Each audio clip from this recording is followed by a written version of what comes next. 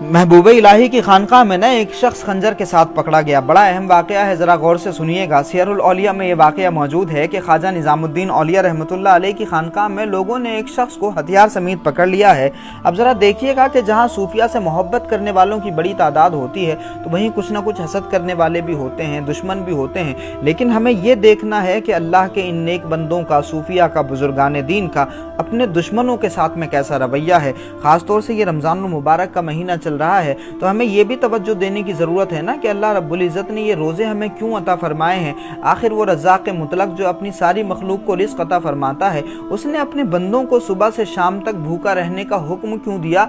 रोज़े का मकसद क्या है, उस मकसद को भी हम इस वाक़े से समझने की कोशिश करेंगे। वो वाक़या मैं आपको सुनाऊंगा, लेकिन उससे पहले कुरान मजीद की यह आयत सुने। फरमाया वला यजरिमन्नकुम शनआनु कौमिन अला अल्ला तादिलू, कि जब किसी से दुश्मनी हो जाए तो उस दुश्मनी में भी नाइंसाफ़ी ना हो जाए, यानी दुश्मनी में भी इंसाफ करने की ज़रूरत है। बड़ी खूबसूरत एक नसीहत है, फ़वाइदुल फ़वाद शरीफ में मौजूद है और ख़ुद हज़रत महबूब इलाही ख्वाजा निज़ामुद्दीन औलिया रहमतुल्लाह अलैह ने इसको बयान फरमाया है कि मुझे मेरे पीरो मुर्शिद यानी हज़रत बाबा फरीदुद्दीन मसूद गंज शकर रहमतुल्लाह अलैह ने पहला सबक ये दिया था कि अपने दुश्मनों को खुश रखने और जिन लोगों के तुम्हारे ऊपर हुकूक हैं उनको राज़ी करने में कोई कोताही मत करना। और हज़रत बाबा फरीद साहब ने यह भी फरमाया था कि हुस्न अखलाक का आला मेयार ये है कि अपने दोस्तों के साथ तो सभी अच्छा बर्ताव करते हैं, ज़रूरत इस बात की है कि तुम अपने दुश्मनों के साथ भी नरमी इख्तियार करो। तो बाबा फरीद साहब की ये खूबसूरत नसीहत फ़वाइदुल फ़वाद शरीफ में मौजूद है जो उन्होंने हज़रत ख्वाजा निज़ामुद्दीन औलिया रहमतुल्लाह अलैह को फरमाई थी।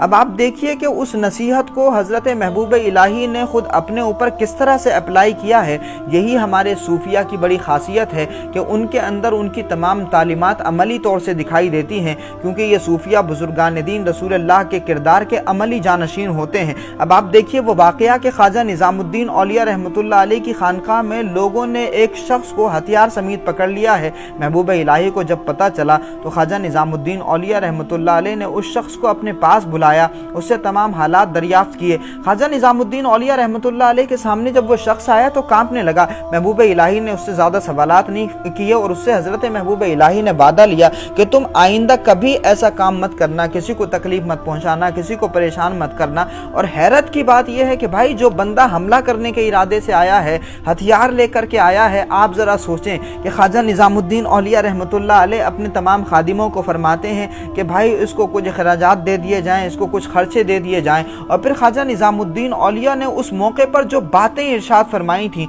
तारीख़ ने उसको जमा कर लिया। हज़रत महबूब इलाही फरमाते हैं कि जिस किसी ने हमें रंजीदा किया, जिस किसी ने हमें तकलीफ़ पहुंचाने की कोशिश की, अल्लाह पाक उसे राहत पहुंचाए। जो हमें बेमदद छोड़ता है, अल्लाह उसका यारो मददगार हो। जो दुश्मनी की वजह से हमारे रास्ते में कांटे बिछाता है, अल्लाह रब्बुल इज़्ज़त उसकी ज़िंदगी के गुलिस्तान को ऐसे फूलों से भर दे जो बगैर कांटों के हों। और हज़रत महबूब इलाही ने क्या खूबसूरत बात इरशाद फरमाई कि कोई किसी की राह में कांटा बिछाता है और वो भी उसकी राह में कांटे बिछाए तो ये दुनिया जो है कांटों से भर जाएगी। और ये दोनों एक ही तरह के अमल होते हैं। हज़रत महबूब इलाही फरमाते हैं कि ये जो लोग आपस में एक दूसरे के खिलाफ इस तरह का अमल करते हैं, इस वजह से दुश्मनियाँ बढ़ती हैं। लेकिन दरवेशों में ऐसा नहीं है। दरवेशों का मामला ये है, फ़कीरों का मामला ये है कि अच्छों के साथ तो अच्छे हैं ही, मगर बुरों के साथ भी बुरे नहीं हैं। तो महबूब इलाही ख्वाजा निज़ामुद्दीन औलिया रहमतुल्लाह अलैह की ये तालीमात उनकी अपनी अमली ज़िंदगी में दिखाई देती हैं।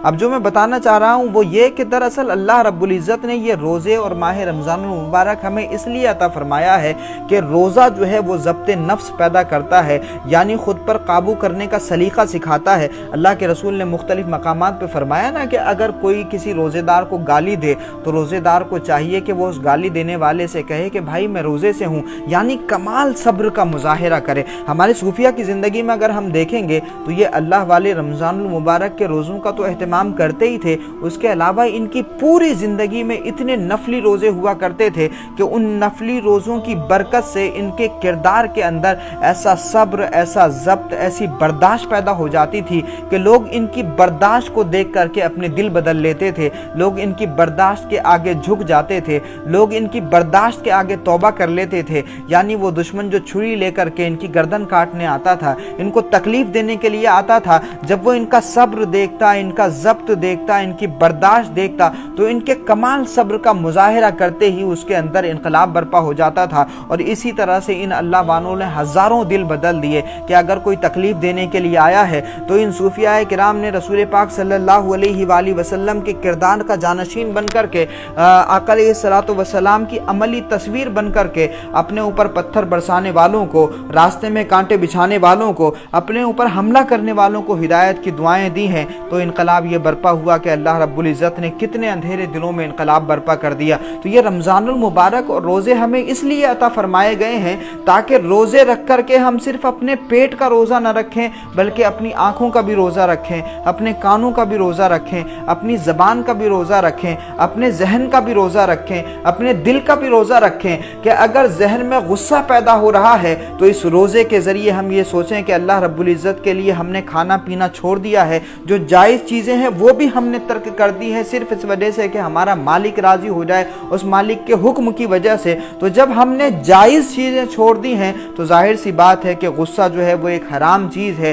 تو اگر وہ حرام چیز ہمارے دماغ میں آ رہی ہے تو روزے کی حالت میں اس سے ہمیں گریز کرنا چاہیے۔ تو روزہ یہ ایک ایسی انقلابی عبادت ہے کہ اگر ہم اس کے مقصد کو سمجھ لیں تو ہمارے اندر خود انقلاب پیدا ہو سکتا ہے، تبدیلی پیدا ہو سکتی ہے۔ یہ روزہ دراصل ہماری تربیت کرنے کے لیے ہے، برداشت کا انقلاب لانے کے لیے ہے، ہمارے نفس کو قابو کرنے کے لیے ہے، ہماری روح کی طہارت کے لیے ہے۔ تو خدا کرے کہ ہم صوفیانہ طریقے سے ان رمضان کی عبادتوں کو سمجھ کر کے روزے کی روح کو سمجھنے کی کوشش کریں، اور یقین جانیے کہ ہم نے اگر اس نیت، اس تصور اور اس ارادے کے ساتھ میں اس ماہ رمضان المبارک کے روزوں کا اہتمام کیا تو اللہ رب العزت ہمارے مزاج میں، ہمارے کردار میں، ہمارے رویوں میں ایسی خوبصورتی عطا فرمائے گا کہ ان ماہ رمضان المبارک کے روزوں کے صدقے ہماری اپنی شخصیت کے اندر انقلاب برپا ہوگا۔ کتنے گھروں میں یہی مسئلے ہیں کہ جی برداشت نہیں ہے، کتنے لوگ ہیں جو خود ہی یہ کہتے ہیں کہ مجھ سے برداشت نہیں ہو پاتا، مجھ سے برداشت نہیں ہو پاتا، مجھ سے صبر نہیں ہو پاتا۔